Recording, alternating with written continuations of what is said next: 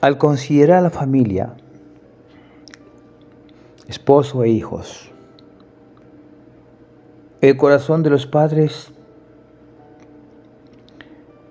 apunta, tiene como meta dar una buena educación a sus hijos, alimentarlos adecuadamente, educarlos adecuadamente, darles un hogar, una habitación donde vivir, es decir, darles una casa, con todos los ingredientes que eso significa.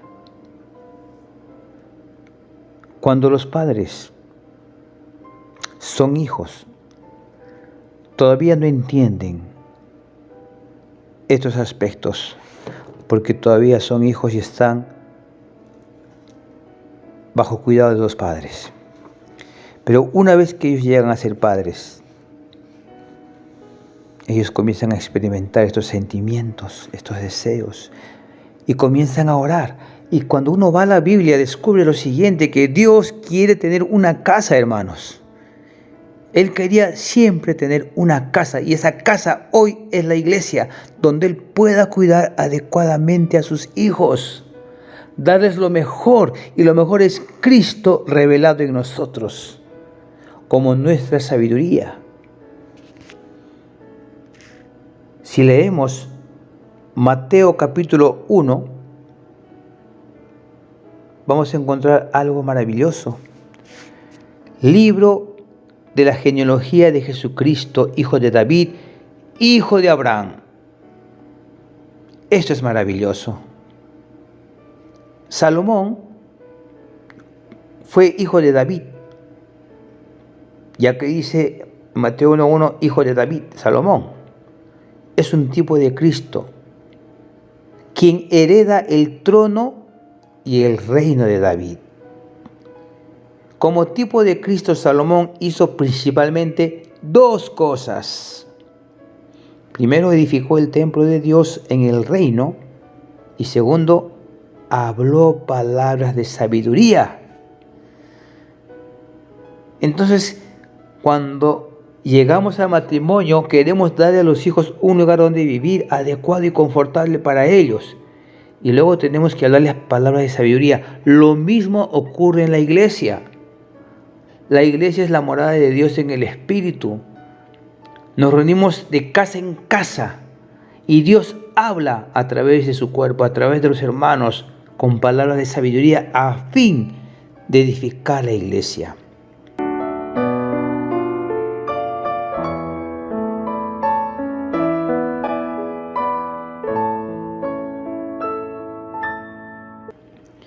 Cristo, en cumplimiento de este tipo, como hijo de David, hoy edifica el verdadero templo de Dios, que es la iglesia, en el reino de Dios, y habla palabras de sabiduría.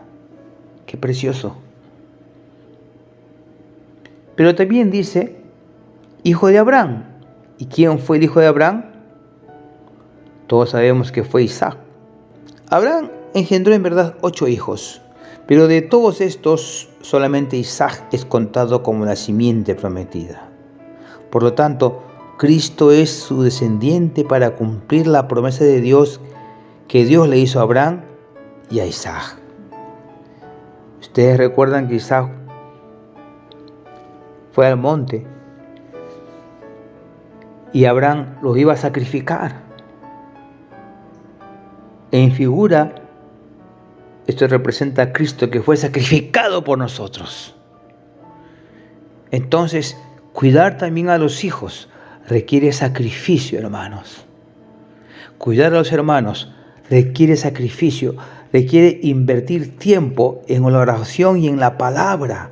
Los apóstoles estaban tan cargados de este asunto que dijeron, nosotros no podemos servir a las mesas y descuidar la palabra del Señor. Por tanto, ustedes consíganse 7 varones llenos del Espíritu, llenos de sabiduría. Es tremendo lo que el Señor habló por medio del Espíritu en el libro de Hechos. Estos varones no podían ser cualquiera, deberían ser de buen testimonio, llenos del Espíritu y llenos de sabiduría. Es así como entonces los hermanos comenzamos a cuidar el hogar, la iglesia, la casa de Dios, como Salomón, edificando la iglesia con palabras de sabiduría, y como Isaac, una vida de sacrificio que cumple el plan eterno de Dios. Entonces uno va entendiendo que el matrimonio no es para el matrimonio es para que el propósito de Dios, que es tener una casa, una habitación de Dios con el hombre, se cumpla y sea edificada. Bendito sea el Señor.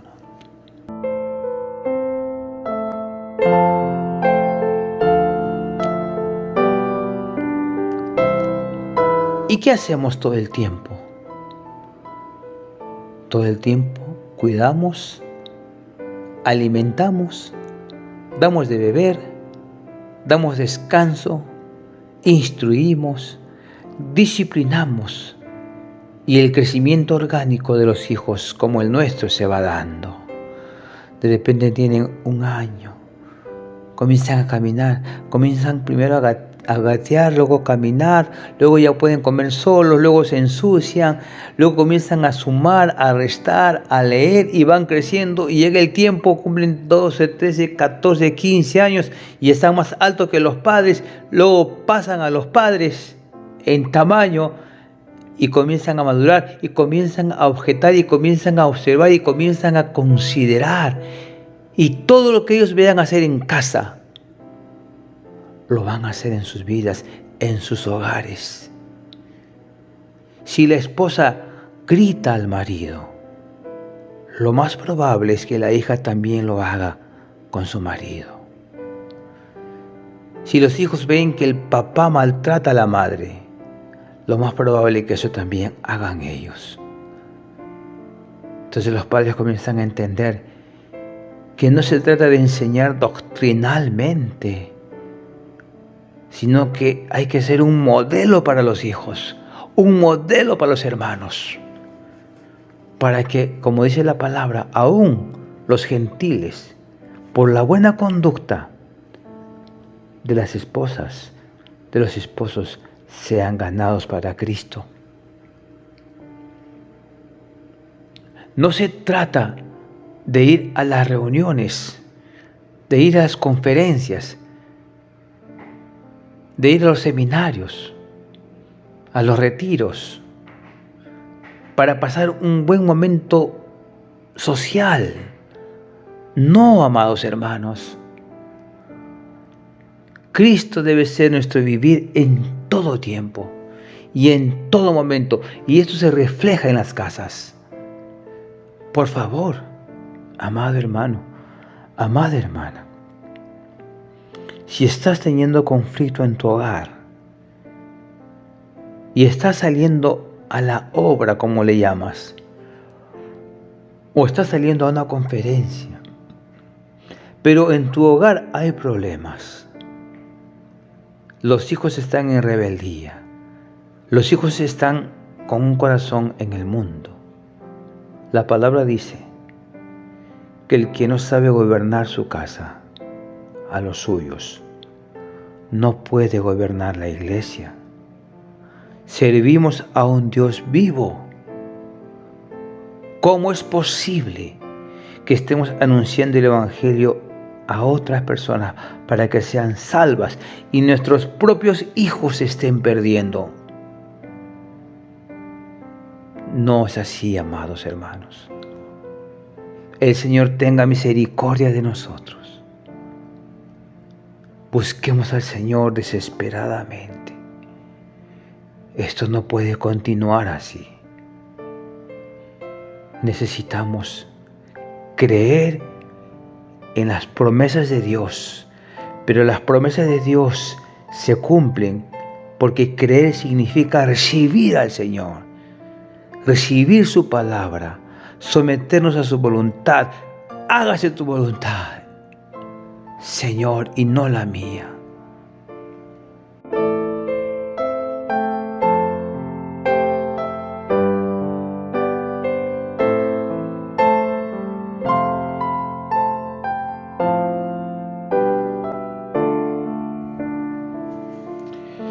Cuando comenzamos a servir al Señor, tenemos que decidir bien qué camino tomar.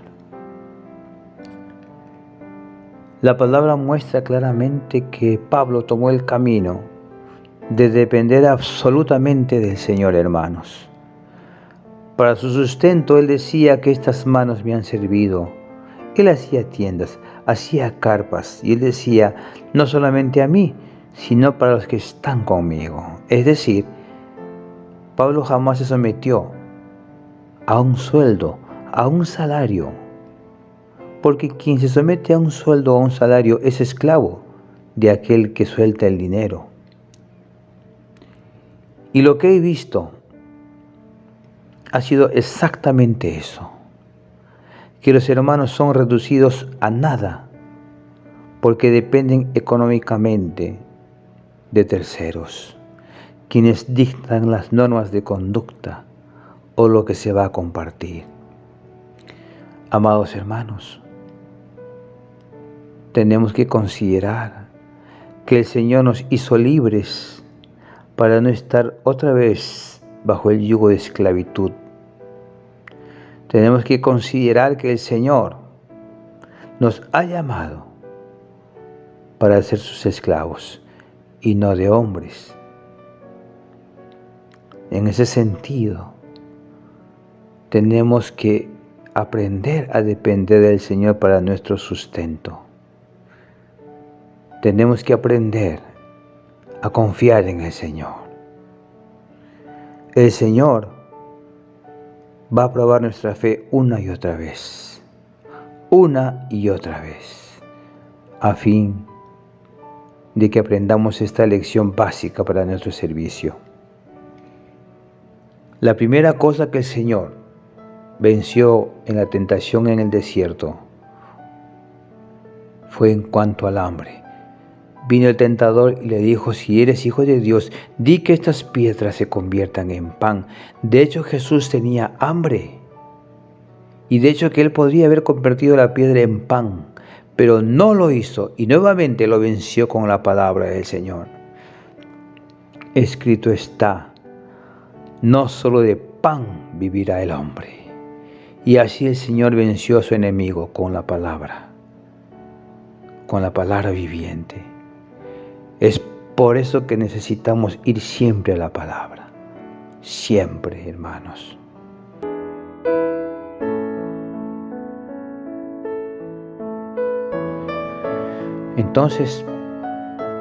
Entonces, cuando aprendemos a depender del Señor para nuestro sustento, encontramos que el Señor lo tiene todo preparado, todo listo. Y no nos convertimos en esclavos de los hombres, pues dependemos del Señor. Jesús es el Señor. Luego que dependemos del Señor, con la libertad con que Cristo nos hizo libres, podemos proclamar la verdad que nos hace libres. La verdadera realidad nos hace libres. ¿Libres de qué? De todo engaño, de toda prisión, de toda cadena, sea esta de pecado, sea esta religiosa. Esta es una de las lecciones primarias que todo creyente tiene que aprender: depender del Señor para su sustento. El Señor Jesús nunca anduvo con una moneda en el bolsillo, y así alimentó a la multitud. Cuando le trajeron los panes, los pescados, también hicieron mención que habían 200 denarios con los cuales se podría comprar algo, pero cada uno recibiría un pequeño pedazo. Pero el Señor hizo algo maravilloso. El Señor no multiplicó los denarios, Él multiplicó los panes. bendijo y multiplicó los panes y los peces. La gente siempre dice, nada se puede hacer sin dinero. Esto es porque no conocen al Señor. Pero nosotros somos hijos de Dios, somos creyentes, no podemos hablar de esa manera. Cuando Pedro estuvo cerca al templo de la Hermosa, había ahí una persona que esta persona era coja de nacimiento, es lo que refiere ahí en el libro de Hechos. Dice que era traído cierto hombre cojo desde el vientre de su madre, a quien ponían cada día a la puerta del templo, que se llamaba la Hermosa, para que pidiese limosna de los que entraban en el templo. Cuando vio a Pedro y a Juan que iban a entrar en el templo, les rogaba que le diesen limosna. Pedro, con Juan, fijando en él los ojos, le dijo: míranos. Entonces él les prestó atención, esperando recibir de ellos algo. Esta es la condición de una persona que no depende de Dios para su sustento. Siempre espera recibir algo de dinero. Pero lo maravilloso es lo que sigue en adelante. Mas Pedro le dijo: no poseo plata ni oro, pero lo que tengo, esto te doy. En el nombre de Jesucristo de Nazaret, levántate y anda. Amados hermanos, ¿qué aconteció con el cojo? Y haciéndolo por la mano derecha le levantó, y al momento se le fortalecieron los pies y tobillos. Y saltando, ni siquiera caminando, sino saltando, se puso en pie y anduvo, y entró con ellos en el templo, andando y saltando y alabando a Dios. Si queremos decirle al ciego, si queremos decirle al cojo, en nombre de Jesucristo, levántate y anda, tenemos que estar dispuestos a decir: no tengo ni oro ni plata, pero lo que tengo te doy. En el nombre de Jesucristo, levántate. Hermanos, necesitamos el nombre del Señor en nuestras vidas. Necesitamos la palabra del Señor en nuestras vidas. Hoy, este tiempo, vivimos momentos muy oscuros cerca a la venida del Señor. Muchos serán engañados, muchos serán desviados, muchos están siendo hoy engañados y desviados por falta de la palabra de Dios. La palabra de Dios es lámpara, es luz. Si carecemos de ella, estamos en tinieblas. En otra ocasión, tal vez Pedro hubiera dicho: ¿sabes qué? Discúlpame, no tengo nada para darte ahora. Tal vez la próxima te dé algunos pescados. Pero no. Pedro ya no era el mismo. Pedro ahora tenía el Espíritu dentro de él. Había aprendido unas lecciones de vida. Había aprendido a depender del Señor. Y el Espíritu del Señor reposaba en Pedro. Y él pudo decir: no tengo oro ni plata. Aleluya, hermanos. No hay que estar tristes si no tenemos oro, si no tenemos plata, si no tenemos dinero. No hay que estar tristes. ¿Por qué tendríamos que estarlo? El Señor es nuestra alegría, nuestra fortaleza y nuestra provisión. Tenemos que decir: no tengo oro ni plata, pero tengo el nombre del Señor. Tengo la palabra del Señor. Tengo al Señor viviendo en mi espíritu. Bendito sea el Señor.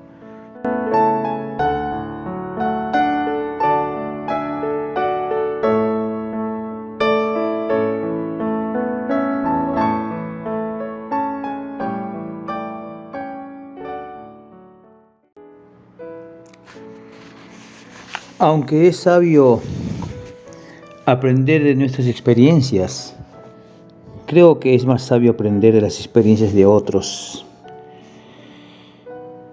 ¿Qué es lo que el Señor nos ha enseñado acerca del fracaso, por ejemplo? ¿Cuántas veces hemos fracasado en nuestra vida? en nuestra búsqueda de Dios, en nuestras emociones, con los hermanos, con la familia. ¿Qué es lo que el Señor me ha enseñado en cuanto a la carencia de dinero, por ejemplo? ¿Cuál es la lección que hemos aprendido en cuanto al dolor, el pesar o la depresión? ¿Qué nos enseña Dios a través de la espera? ¿Cuántas veces hemos esperado años? ¿Qué nos enseña Dios cuando estamos enfermos? ¿Qué nos enseña el Señor cuando sufrimos alguna desilusión, algún rechazo? ¿Qué hemos aprendido de la vida familiar, de la vida de la iglesia, las relaciones, nuestro grupo pequeño, los que nos critican? Todo, hermanos, coopera para bien, pero a la vez dejan una enseñanza. Dios ama con pasión algunas cosas y odia apasionadamente otras. No tenga dudas de lo que digo.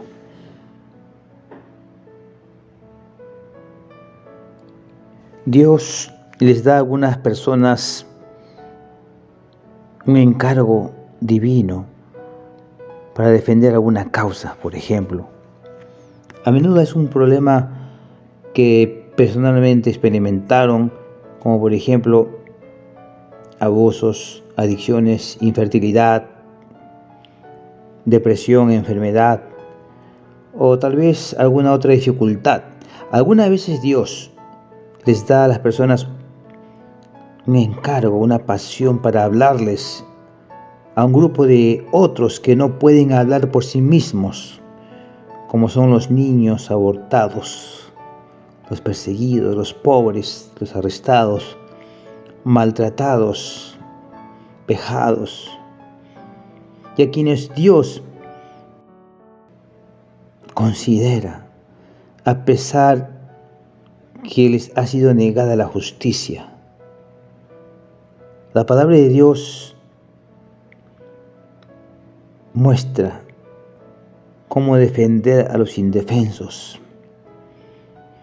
A veces Dios le da ese encargo a las personas para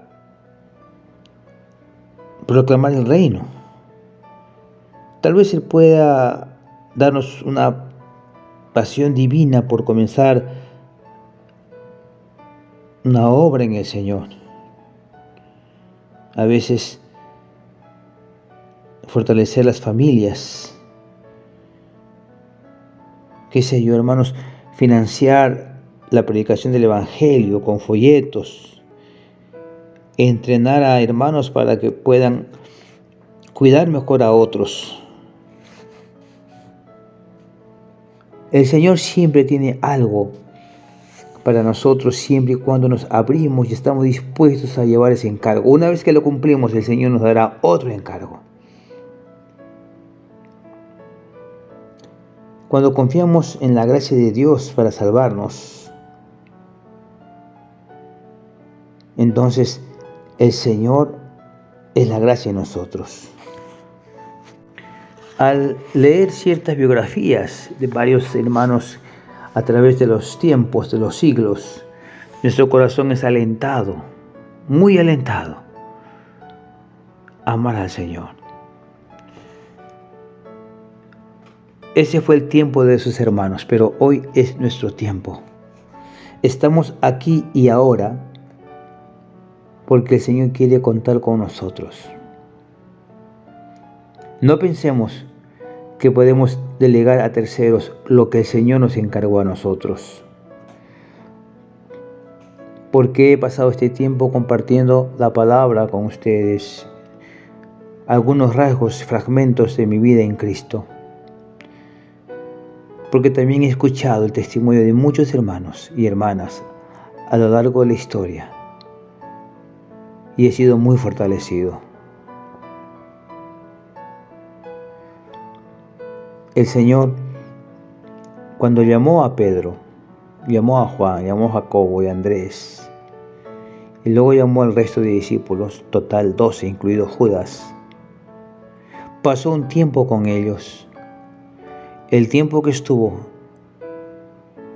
aproximadamente fueron 3 años y medio. Ese tiempo que Él se dedicó a entrenarlos, a perfeccionarlos, es el tiempo en que nosotros debemos considerar cuando ayudamos a algún hermano, a algunos hermanos, a fin de que podamos establecer algunos principios divinos y estos hermanos puedan ser de utilidad donde quiera que estén. Al igual que nosotros recibimos un encargo del Señor, igualmente el Señor nos guía por su Espíritu a hacer lo mismo con otros hermanos. No todos van a estar dispuestos. No todos van a querer llevar el encargo. No todos le van a decir al Señor, amén. De hecho, no todos van a dejar su barca como lo hizo Pedro y seguir al Señor. Algunos a quienes se les anuncia el Evangelio serán como el joven rico, que de repente guarda toda la ley, pero una cosa le falta: vender todo y darlo a los pobres, cosa que nunca va a hacer. Si el mismo Señor tuvo el encuentro con personas de este tipo, imagínense usted, yo. Hermanos, no nos desanimemos. No todos seguirán al Cordero por donde quiera que Él va. Que el Señor nos conceda esta gracia. Aún estamos en la carrera. Aún estamos a puertas de la venida del querido Señor. Y aún necesitamos seguir creciendo espiritualmente. Aún necesitamos madurar. Aún necesitamos cuidar de otros. Y aún necesitamos ser cuidados en la comunión del cuerpo.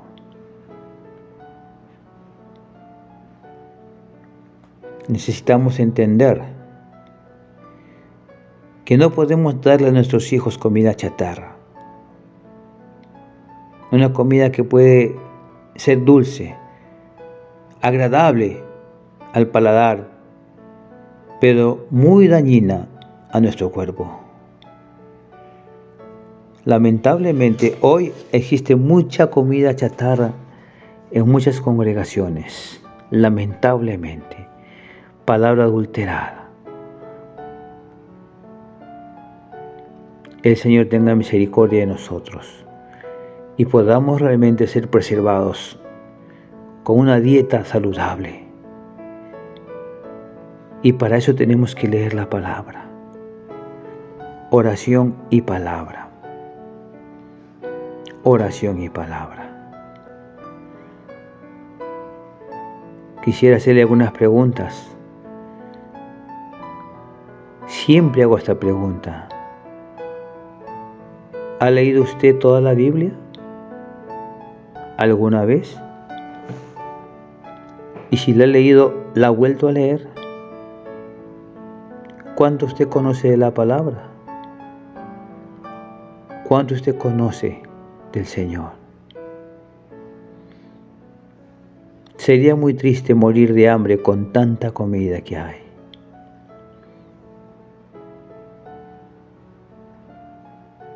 ¿Sabe usted por qué está aquí?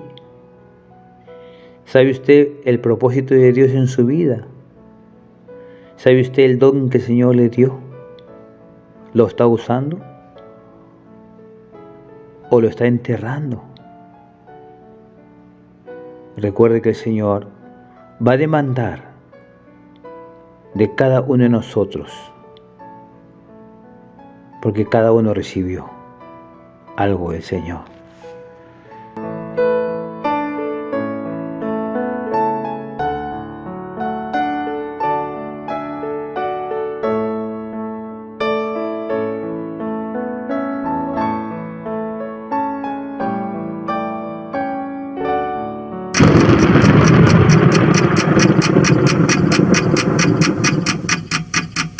El vigilante.